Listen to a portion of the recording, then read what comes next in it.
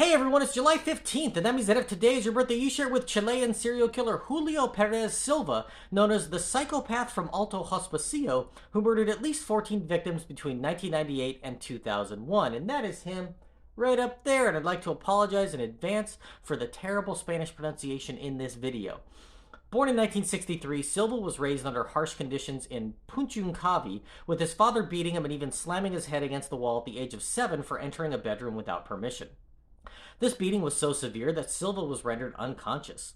His mother was also the victim of severe beatings when his father would drink to excess, which happened frequently. His father eventually died of cancer, but by then Silva had moved north and was engaged in horrible violent activity of his own. Silva was married and had 2 children, but was rumored to be a neighborhood flasher and was even alleged to have engaged in sexual assault of local girls, but without proof nothing was done. He was considered to be mild-mannered by most who knew him, except when he played soccer, where he was regarded as a dirty player who enjoyed roughing up his opponents. In 1998, his violent streak showed up off the pitch when he picked up a 17-year-old prostitute who tried to rob him. He caught her as she was trying to steal his wallet and beat her with his fists until she was dead. In 1999, a 14-year-old girl went missing, and the next year, 5 more teenagers disappeared.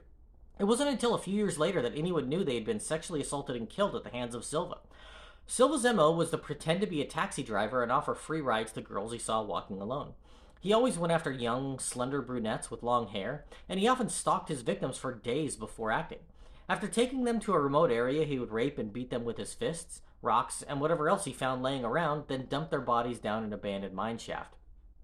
He claimed at least another half-dozen victims over the next few years, but as with many cases of this sort, the victims were largely poor or sex workers, so police didn't make their disappearances a high priority. They largely chalked the missing girls up to trouble at home and consider them runaways rather than victims. It wasn't until a 13-year-old girl escaped in 2001 that Silva was caught. She was able to alert police to her abductor and told them a harrowing tale of being beaten savagely and sexually assaulted. Silva, then a 38-year-old man, was finally arrested, and after a lengthy interrogation, he confessed to 14 murders, detailing where to find missing bodies to investigators. Tried and convicted of his crimes in 2004 and sentenced to life in prison without the possibility of ever being released, Silva sits behind bars to this day in a maximum security facility in Santiago. If this is your birthday, I hope you have a great day. Leave me a comment so I can wish you a happy birthday. If you know somebody whose birthday it is today, send them this video so they can find out all about their birthday twin. And to Julio Perez Silva, I say, happy birthday, you bastard.